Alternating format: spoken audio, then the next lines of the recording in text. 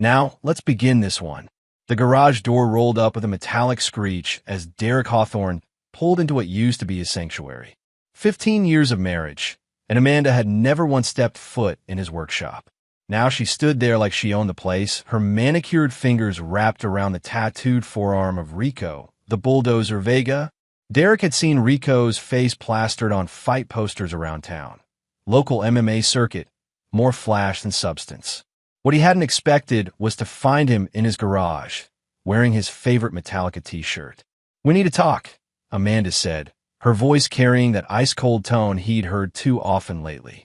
Derek stepped out of his pickup, noting how Rico positioned himself slightly in front of Amanda.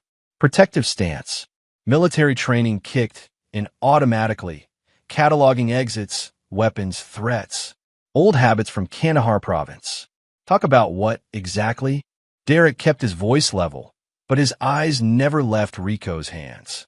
"I'm leaving you," Amanda announced, lifting her chin defiantly. "I've been seeing Rico for 8 months. I'm filing for divorce Monday." 8 months. Derek's jaw tightened as he calculated. Right around the time she'd started her yoga classes and girls' nights out. Right around the time she'd stopped touching him, stopped looking at him, stopped being his wife in any way that mattered. "So you brought your boyfriend to my house to tell me this?" Derek asked. Rico stepped forward, cracking his knuckles with deliberate menace. The sound echoed off the concrete walls like gunshots. "Leave now or I'll put you in the hospital," he growled, his Boston accent thick with menace. "She's with a real man now." Derek chuckled softly, the sound surprising them both. It wasn't humor, it was recognition. He'd heard threats like this before, in darker places, from men who thought brutality was strength. "Cage fighting is cute," Derek said, rolling up the sleeves of his flannel shirt. The scars on his forearms caught the fluorescent light, some from shrapnel, others from knives. "But 15 years destroying terrorists in Afghanistan taught me 47 ways to end a life with my bare hands."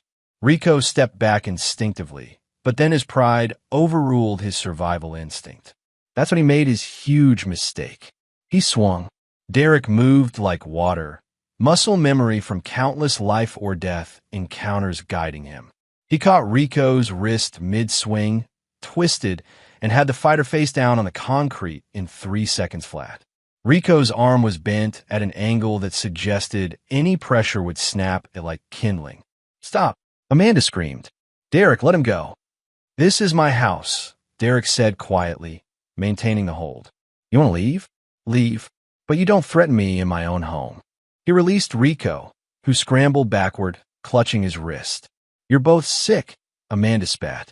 "Rico, let's go." As they hurried toward Rico's Dodge Challenger, Amanda turned back. "I'm taking half of everything, Derek. The house, your savings, your precious truck. My lawyer says." "Your lawyer can call mine," Derek interrupted. "But Amanda? Next time you want to bring muscle to intimidate me, make sure it's someone who knows what real fighting looks like." Rico gunned the engine, laying rubber as they fled. Derek stood in his garage for a long time after they left, studying the oil stain where Rico had hit the ground. 15 years of marriage, and this is how it ended. Not with tears or reconciliation attempts, but with threats and humiliation. He walked to his workbench and opened the bottom drawer, pulling out a satellite phone he hadn't used in 3 years. Some connections from his military days never went away. They just waited in the shadows. Time to make some calls. The first strike came 3 days later. Derek arrived at Titan Security Solutions Monday morning to find his key card deactivated and his boss, Glenn Hoffman, waiting in the parking lot with a security guard and a cardboard box. "Sorry, Derek," Glenn said, not meeting his eyes. "I got some calls over the weekend. Domestic violence allegations. Company policy is zero tolerance." "What allegations?" Derek's voice was deadly quiet. "Your wife filed a restraining order. Says you threatened her and her friend." "Look, I believe you, but corporate won't take the risk, especially with the new government contracts." Derek took the box containing his personal items, a coffee mug from his unit, a photo of his team in Helmand province, a paperweight made from a Taliban IED fragment. "Glenn, I've worked here 6 years. Never missed a day, never had a complaint. I know, buddy. This kills me. But my hands are tied. Derek knew exactly whose hands had tied them. That evening, he sat in O'Malley's pub, nursing a whiskey and watching the local news on the mounted TV. A story came on about Rico's upcoming fight at the Riverside Casino, his shot at the regional middleweight title. The camera showed Rico training, Amanda cheering from ringside like some kind of ring girl groupie. Rough day. The bartender, a grizzled ex-Navy man named Murphy, slid over a fresh drink. Getting rougher, Derek admitted. The next morning brought the second wave. Derek's truck wouldn't start, sugar in the gas tank, all 4 tires slashed.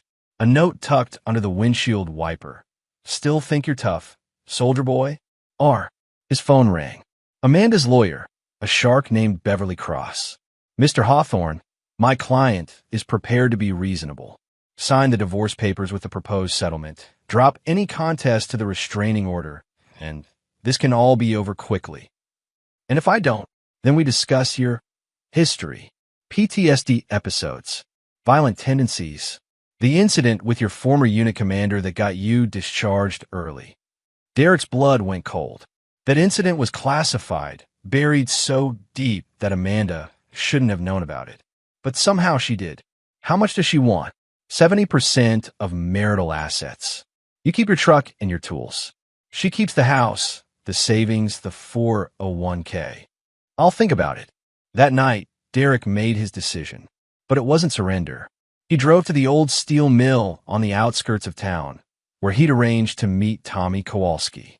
Tommy had served 3 tours with Derek in Afghanistan before going private sector, the kind of private sector that didn't ask questions.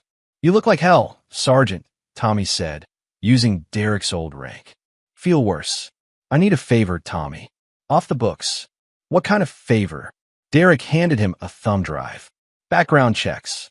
Deep ones. I want to know everything about Rico Vega and my soon-to-be ex-wife. Bank accounts, criminal history, family connections. Everything. This about the divorce. This is about war. While Tommy worked his magic, Derek began phase 2. He'd spent 15 years learning that the most effective warfare wasn't frontal assault. It was patience, planning, and precise strikes at structural weaknesses. Rico might know how to fight in a cage, but Derek knew how to destroy a man's entire world. 2 weeks later, Derek had what he needed. Rico Vega wasn't just an MMA fighter. He was a small-time loan shark who used his gym as a front. He'd been skimming money from local businesses, using intimidation to collect debts that sometimes didn't exist. The kind of operation that survived because people were too scared to report it. Amanda had been helping. Her job at the dental office was a cover. She'd been laundering Rico's cash through fake billing procedures, using her access to patient information to create false identities for bank accounts. But the most interesting discovery was Rico's real weakness. His younger sister Maria, a college student at State who had no idea how her brother paid for her tuition. Derek made his move on the night of Rico's big fight. He arrived at the Riverside Casino early, dressed in a server's uniform he'd acquired through contact from his security days. Years of blending into hostile environments made infiltrating a casino child's play. Amanda was at ringside, wearing a dress that probably cost more than Derek's monthly mortgage payment. She looked radiant, confident, like a woman who'd already won everything she wanted. Rico was in his dressing room, getting his hands wrapped when Derek slipped inside. Security check, Derek announced to Rico's corner crew. They barely looked up from their preparations. Hey, soldier boy, Rico sneered when he spotted Derek. Come and watch me become champion? Actually, I came to deliver something, Derek said, pulling out his phone and playing a video. The screen showed Rico's gym after hours. Rico and 2 associates beating a small businessman who couldn't pay their inflated protection fee. The timestamp was from last month. Where did you get this? Rico's face went white. Same place I got these, Derek said, showing photos of Amanda doctoring dental records, creating fake identities, moving money through fraudulent accounts. You son of a... The FBI will receive copies of everything if you walk out to that cage tonight, Derek continued calmly. But I'm reasonable. I have a different proposal. What kind of proposal? Derek smiled, and for the first time in weeks, it was genuine. You're going to throw the fight. And Amanda is going to discover what it feels like to lose everything she stole from me. You're insane. I'm not throwing anything. Your sister Maria is a lovely girl. Pre-med, full scholarship that you supplement with your business earnings. Be ashamed if State University learned where that money really comes from. Rico lunged forward, but Derek was ready. A quick jab to the solar plexus dropped the fighter to his knees, gasping. Here's what's going to happen, Derek said, kneeling beside him. You're going to take a dive in the third round. Make it look good. You're a decent actor. Meanwhile, Amanda is going to discover that all those offshore accounts she set up, they've been emptied. The money's been donated to veterans' charities in her name. The money, that's not just hers. That's mine. Was yours. Past tense. Oh, and one more thing. Derek pulled out a marriage certificate. Turns out Amanda never actually filed for divorce. She's been too busy setting up your little money laundering operation, which means she's still my wife, which means I have legal access to all our joint accounts. Rico stared at the papers in horror. But here's the beautiful part, Derek continued. I've been recording everything. Your threats, the money transfers, Amanda's involvement. I've got enough evidence to send you both away for a decade. Or, he stood up, brushing off his server's jacket. You can walk away. Tonight. Leave town, leave Amanda, leave everything behind. Start over somewhere else. And if I don't, Derek's smile disappeared. Then you'll discover what 15 years of Black Ops training really means. And Rico, in Afghanistan, we didn't have rules. 30 minutes later, Derek was in the crowd when Rico entered the cage. The fighter looked pale, shaken, nothing like the confident predator who'd threatened Derek in his own garage. The fight lasted exactly 2 rounds and 43 seconds. Rico took a perfectly timed fall from a punch that barely grazed him, selling it like a knockout. The crowd booed. The promoters screamed fraud. But by the time anyone could investigate, Rico Vega had vanished. Derek found Amanda in the casino parking lot, screaming into her phone at someone about missing money. Account's been frozen, she was saying. What do you mean the FBI flagged it? Having a rough night? Derek asked. Amanda spun around, her face a mask of fury and panic. You did this. Did what? I've been here all evening, watching your boyfriend lose the biggest fight of his career. Where's Rico? Last I saw him, he was headed for the parking garage. Seemed to be in a hurry. Amanda ran toward the garage, her heels clicking frantically on the pavement. Derek followed at a leisurely pace, arriving just in time to see her discover Rico's empty parking space. He left you, Derek observed, just like you left me. Amanda whirled on him, tears streaming down her face. You bastard. You've ruined everything. I've ruined nothing. You destroyed our marriage for a criminal and a coward.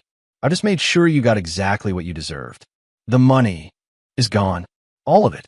Donated to the Wounded Warrior Project and the Veterans Crisis Line. In your name, of course. Very generous of you. I'll call the police. I'll tell them you threatened us. Derek pulled out his phone and played a recording.